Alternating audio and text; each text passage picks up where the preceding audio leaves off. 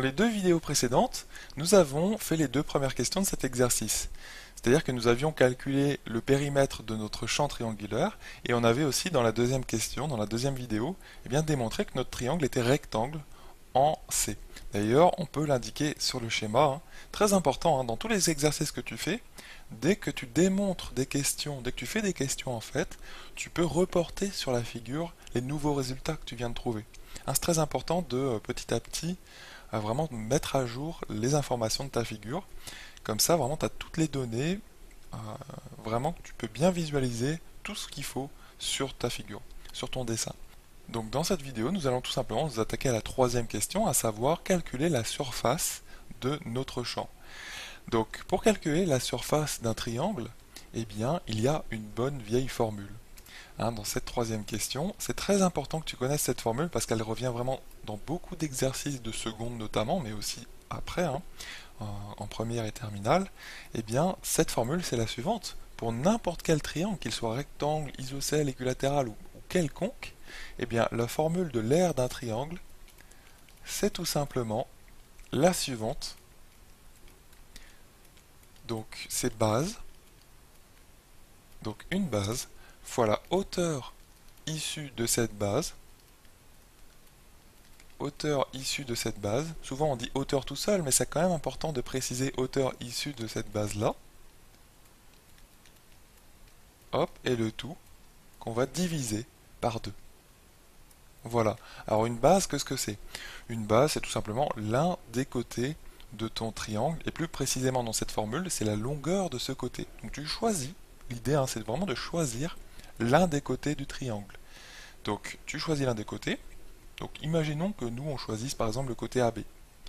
On a le droit, Et après, le but c'est d'avoir la longueur de la hauteur issue de cette base-là. Donc la longueur de la hauteur issue de notre côté AB. Alors si je dessine la hauteur issue de ce côté, on peut le faire. Tu te souviens que la hauteur dans un triangle, très important de connaître ce terme hauteur dans un triangle, c'est la droite qui passe par le sommet opposé et qui coupe perpendiculairement ton côté. Donc là, c'est cette droite-là. Hop, voilà, et là tu mets l'angle droit. Donc nous, en fait, c'est pas la longueur d'une droite. La longueur d'une droite, ça ne veut rien dire. C'est la longueur de ce segment ici, entre C et ce point-là. Tu vois? La longueur ici. Bon, le problème, c'est que c'est pas du tout évident de connaître cette longueur. Alors peut-être sur le schéma, tu pourrais dire que c'est autant de carreaux, c'est peut-être 4 carreaux. Mais c'est pas du tout une preuve. En maths, on se réfère pas précisément au schéma. Le schéma est juste là pour nous donner des idées, et après on fait des preuves avec les informations qu'on a sur le schéma, avec les règles que l'on connaît de notre cours. Là, c'est pas une preuve de dire que cette longueur vaut 4. Bon, donc ce qu'il faudrait faire, peut-être, c'est plutôt utiliser une autre base. Comme ça, on pourrait peut-être avoir une hauteur qui est plus simple.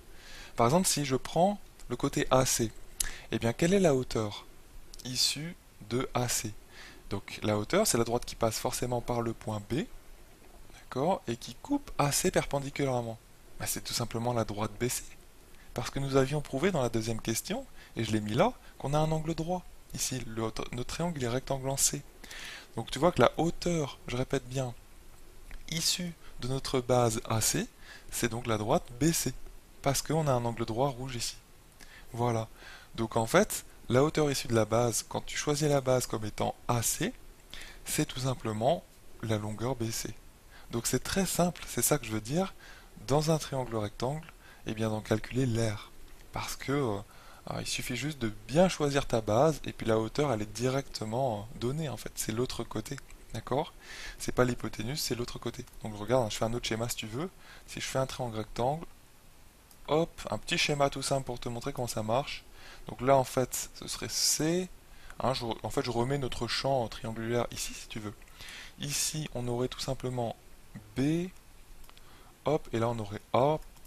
Là on a notre angle droit. Donc là tu fais tout simplement AC fois BC divisé par 2.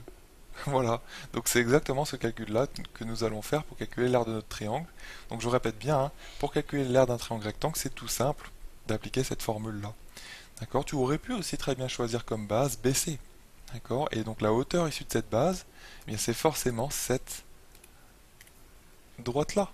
Tu vois, parce que c'est la droite qui est perpendiculaire à la base. Alors c'est pas très joli, hein, mais je pense que tu comprends, qui est perpendiculaire ici, et qui passe par le sommet opposé qui est A.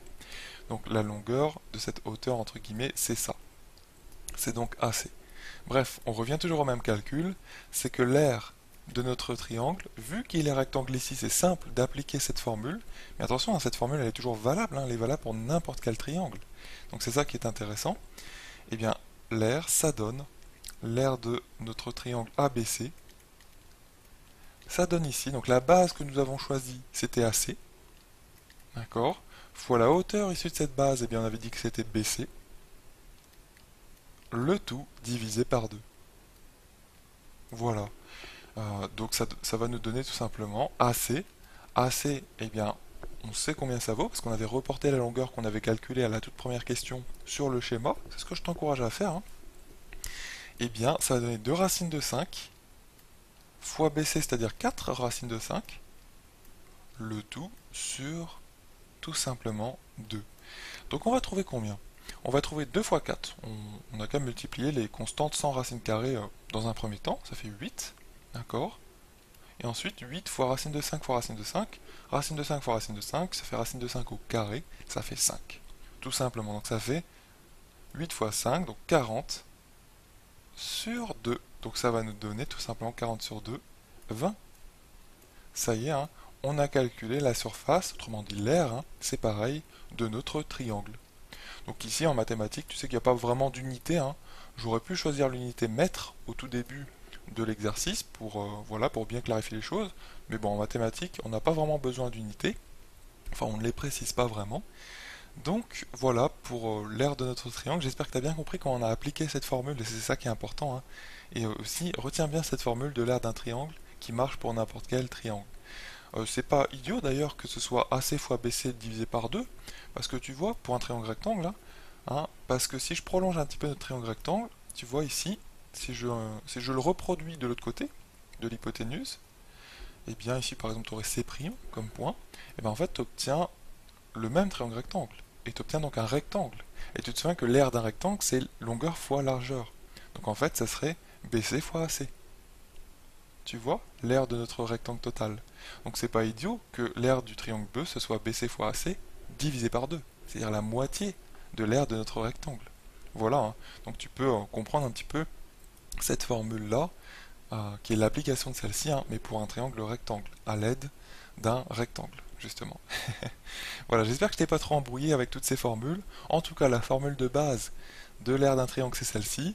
Et nous, donc, on a appliqué cette formule noire à notre triangle rectangle et ça donnait quelque chose de simple. Voilà donc pour le calcul. C'est bon, maintenant l'agriculteur, il connaît tout ce qu'il a à connaître sur son champ, le périmètre, il sait que son champ c'est un triangle rectangle, et il sait aussi sa surface, son aire à son champ. Donc il peut vraiment calculer plein de choses à partir de ça, et savoir ce qu'il doit acheter par exemple comme engrais ou autre pour mettre sur son champ. D'accord? Quelle quantité? On pourrait poursuivre l'exercice si on voulait. Voilà pour cet exercice.